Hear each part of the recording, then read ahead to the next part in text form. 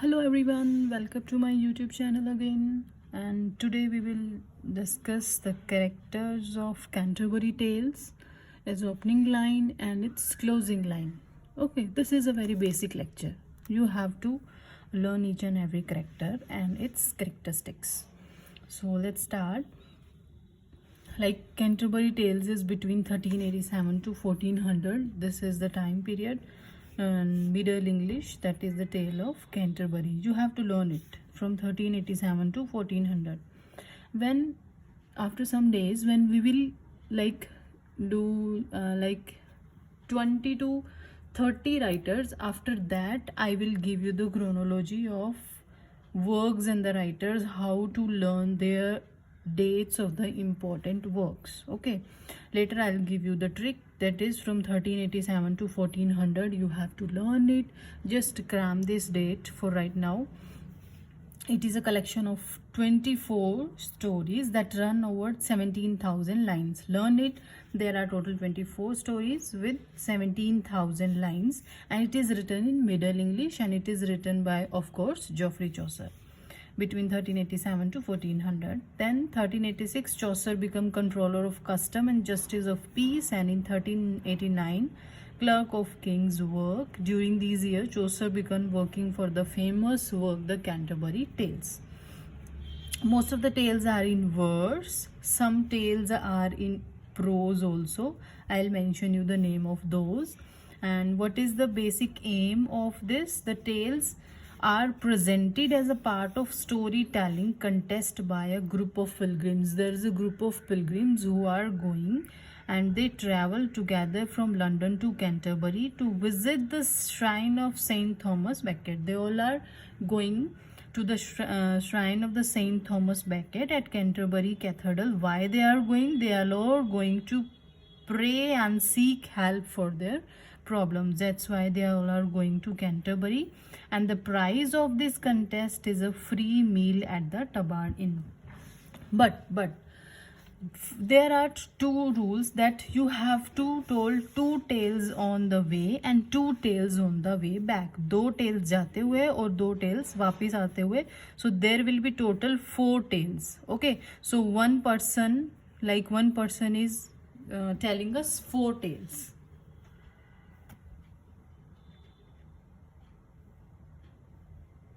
So one person is telling us 4 tales, and let us come to the characters. So these are the tales. First there is a general prologue, then Knight's Tale, Miller's Tale, Reeve's Tale, Cook's Tale, Man of Law Tale, Wife of Bath Tale, Friar's Tale, Summoner's Tale, Clerk's Tale, Merchant's Tale, Squire's Tale, Franklin's Tale, Physician's Tale, Pardoner's Tale, Shipman's Tale, Prior's Tale, Sir Thopas Tale, Tale of Malaby, Monk's Tale, Nun's Priest's Tale, Second Nun's Tale, Canon Yeoman's Tale, Municipal Tale, Parson Tale. I will prepare a separate video for the summary of all these tales, or telling you the brief ideas of all these tales. Firstly, we will discuss only the characters of these tales. But the most important point, that is the opening and the closing line. Don't forget to cram these. The opening lines are, when that April with his showers soothed the drought of March had paused to the root. And the closing lines are, now let us ride and hearken what I say, and with that word we ride forth our way.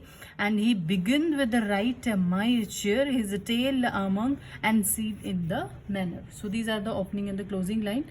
I request you to take a screenshot of these both and remember these lines. So our first character is the pilgrim. Pilgrims, then the narrator. It is quite clear that Chaucer is the narrator, and we should be accepting his words and opinion as Chaucer in. He is narrator, he is the narrator of our stories, that is Chaucer. Next is the knight, the first pilgrim. Chaucer describes in the journal prologue. He is the very much number 1 pilgrim, first pilgrim. You have to learn it. He tells us the first tale. He represents the ideal of medieval Christian man at arms. He participated in no less than 15 great crusades.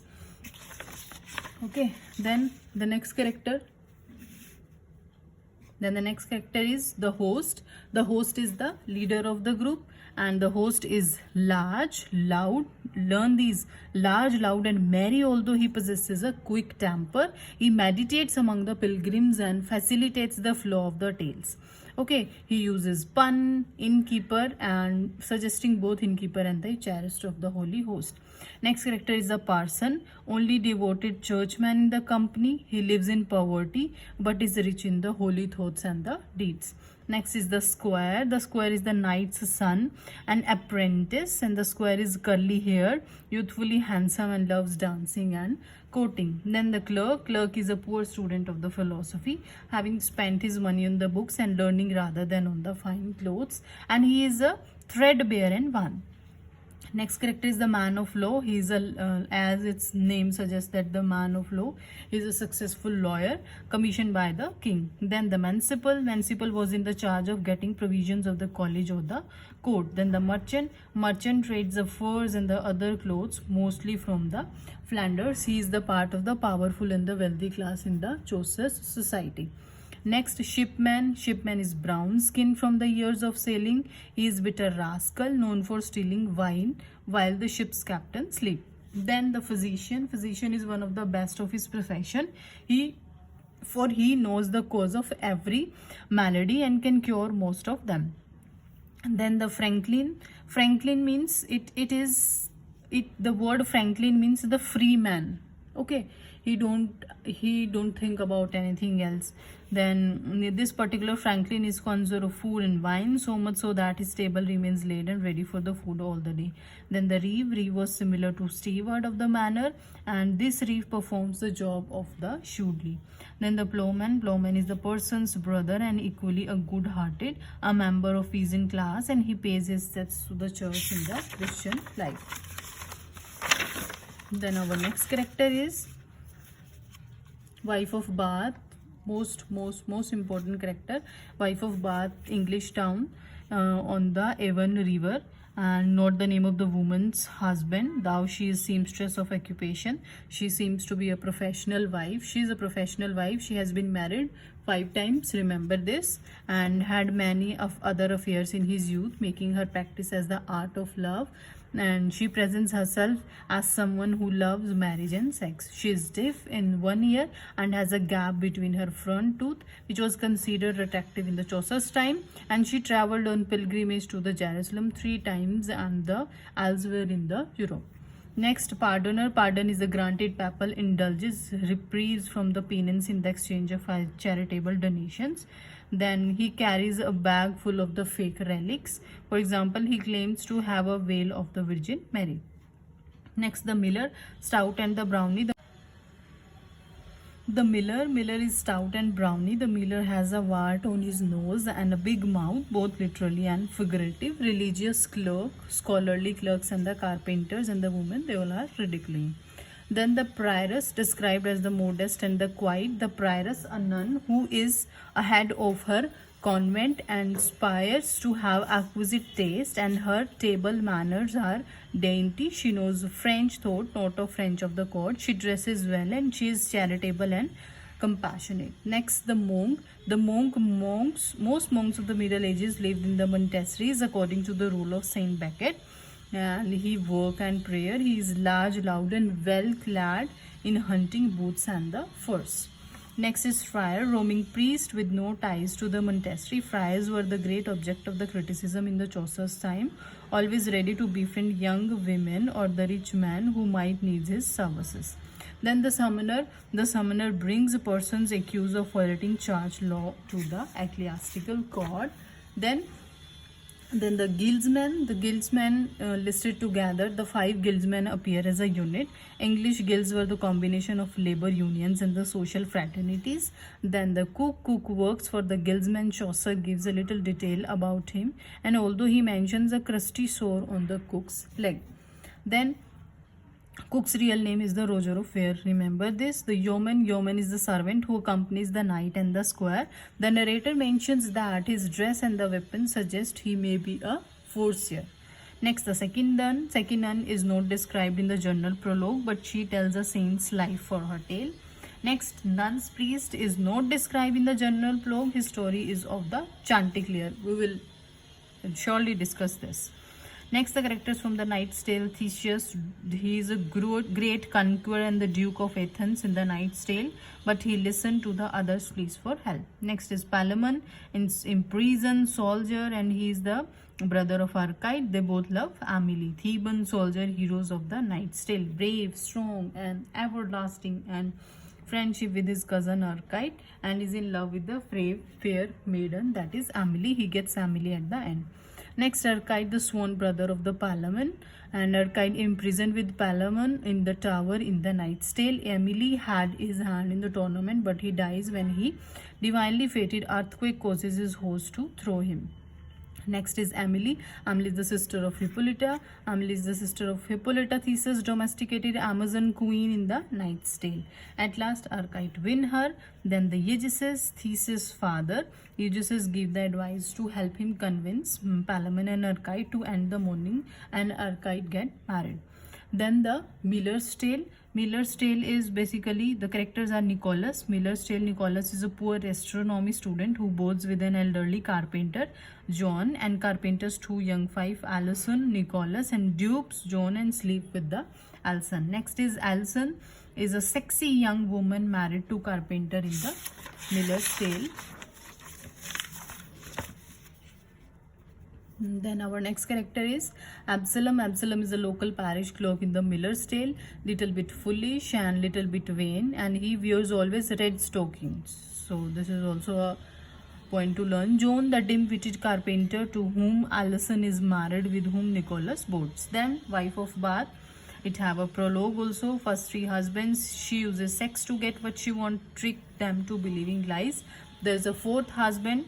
Little about the fourth husband. Comparatively, we can say she loved him, but he was a revealer who had the mistress. Then the fifth husband is Jenkins, 20 years old, and former student with whom wife was madly in love. One night she ripped a page out of his book, only to receive a deafening smack on her ear in the return. Then the knight, author's young knight, raped a maiden. She woos him by becoming a beautiful and submissive. The old woman supplies the young knight with the answer of his question.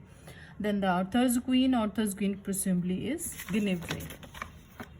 Then the Pardoner's Tale. Pardoner's Tale basically is a three-friend story, and the prologue have gluttony, darkness, gambling, and the swearing. And in this case, death is the real person that become the root of the cause. Remember that death is the name of the character in this tale.